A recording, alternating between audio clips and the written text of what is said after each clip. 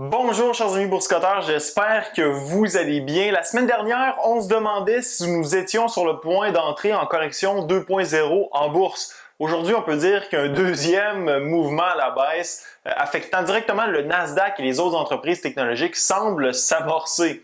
Je vais donc faire un survol des marchés avec vous et par la suite, je vais spéculer sur ce qui pourrait nous attendre au cours des prochains jours. Le Nasdaq était en baisse de 2% aujourd'hui, maintenant à 12 961 points et se rapprochant tranquillement de son creux du mois de mars qui était à environ 12 400 points. Le S&P était beaucoup plus résilient, terminant la journée en baisse de 0,5%. Du côté des actions, GameStop était en baisse de 33% après des résultats décevants et un appel conférence qui a laissé plusieurs investisseurs sur leur faim hier en fin d'après-midi. AMC en baisse de 15%, NIO en baisse de 10%, Tesla en baisse de près de 5%. Du côté des SPAC, NGA, qui est suivi par plusieurs camarades sur la chaîne en raison de l'acquisition prévue de la compagnie québécoise Lion Électrique en baisse de 8%, CCIV en baisse de 6%, Zoom en baisse de 7% et ARK en baisse de quasiment 6%. Du côté des gagnants en bourse aujourd'hui, les entreprises profitant de la réouverture ont continué de grimper. Les compagnies pétrolières particulièrement compte tenu des événements qui se déroulent sur le canal de Suez. Un cargo s'est carrément échoué en plein milieu du canal, bloquant la route maritime la plus utilisée au monde. En fait, 10% des marchandises mondiales y circulent et cette situation a soulevé des inquiétudes sur l'approvisionnement en pétrole. Le pétrole était d'ailleurs en hausse de 5,25% au cours de la journée. Imperial Oil montait de 5% et Suncor de 3,55%. La situation devrait toutefois se résorber rapidement. Ces événements paraissent toujours pires ou plus importants qu'ils le sont réellement. On peut penser par exemple aux attaques qui ont parfois lieu sur les installations pétrolières saoudiennes par des drones iraniens. Les marchés ont peur une journée ou deux et le tout finit par revenir à la normale rapidement. Air Canada était aussi en hausse après l'annonce que les vols vers les Caraïbes recommenceront cet été. Une bonne nouvelle pour le transporteur. Le budget fédéral a aussi été annoncé pour le 19 avril prochain, alors on verra bien s'il réserve quelque chose pour les compagnies aériennes. Maintenant, pourquoi les marchés ont réagi de cette façon aujourd'hui? Au cours des 2 derniers jours, Janet Yellen, la secrétaire au Trésor américain, et Jerome Powell, le président de la Fed, furent questionnés par le Congrès sur l'emploi, la politique monétaire et la politique fiscale des États-Unis. Une chose importante à comprendre, c'est que les marchés suivent chaque mot qui sort de la bouche de ces deux individus, mais surtout ceux qui sortent de la bouche de Papa Powell.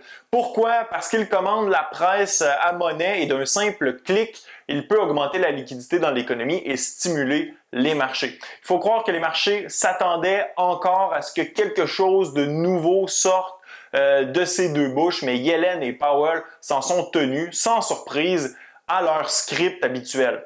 Pour Powell, l'économie se dirige vers la bonne direction et elle ne nécessite pas ou elle n'a pas besoin d'injections monétaires supplémentaires actuellement.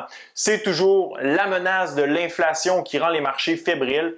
Plusieurs investisseurs s'attendent à ce que la Fed soit surprise par une inflation plus élevée que prévu, ce qui la pousserait à réagir en haussant les taux d'intérêt en 2022 au lieu de 2023 ou 2024. Ces inquiétudes vont continuer au cours des prochaines semaines jusqu'à la publication des données pour le mois de mars prévu le 13 avril prochain.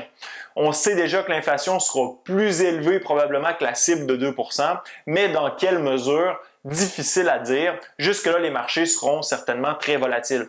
Deux scénarios sont possibles. Soit les données publiées seront supérieures aux estimations, soit elles seront en dessous ou égales au consensus.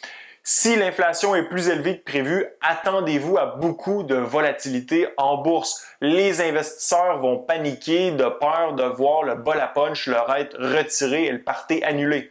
Si ça se produit, ça pourrait être une opportunité pour grappiller davantage les titres que vous chérissez. Je crois toujours que l'inflation sera présente, qu'on aura de l'inflation, mais que celle-ci sera temporaire. Dans le cas où les données sont sous le consensus des analystes, vous aurez probablement un mouvement à la hausse en bourse parce que ceci enverrait le signal que les mesures de soutien monétaire pourraient rester en place plus longtemps que prévu et que la fête pourrait donc se poursuivre. Jusqu'en avril, on se retrouvera donc dans cette zone d'incertitude et les gros investisseurs vont préférer jouer plus sécuritaire en continuant leur rotation vers les secteurs de la reprise économique, délaissant par le fait même les entreprises technologiques dont certaines pourraient souffrir davantage d'une hausse potentielle des taux d'intérêt. La Fed a aussi annoncé qu'elle laisserait tomber une mesure de soutien des marchés mise en place l'an dernier qui affecte le ratio de levier des banques et les réserves qu'elles doivent conserver. Le retrait de cette mesure prévue le 31 mars prochain pourrait participer à une hausse des taux d'intérêt sur les obligations américaines et rendre les marchés un peu plus nerveux. D'ailleurs, parlant des obligations, malgré la chute du marché aujourd'hui, les obligations n'ont pas connu de nouveaux sommets. Celles-ci étaient même en baisse par rapport à leur sommet d'il y a quelques jours. J'imagine qu'on prend une pause pour reprendre l'ascension éventuellement, parce que si les marchés baissent en raison de l'inflation anticipée, les taux d'intérêt finiront par s'ajuster aux anticipations. Bref, la volatilité continue. Les marchés vont probablement continuer leur descente jusqu'à la fin de la semaine et on verra de quelle façon la semaine prochaine débutera. Ceux qui voient leur portefeuille descendre à vue d'œil, ne découragez pas. Éventuellement, les technologies reviendront en force. Est-ce que c'est dans 2 semaines, 2 mois ou 2 ans?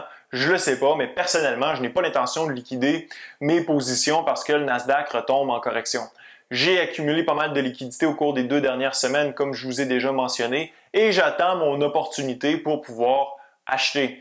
Si ça descend plus bas qu'au début du mois, eh bien, tant mieux. Enfin, j'espère que vous avez apprécié ce petit résumé de la journée en bourse aujourd'hui et ce qui nous attend pour les prochains jours, prochaines semaines.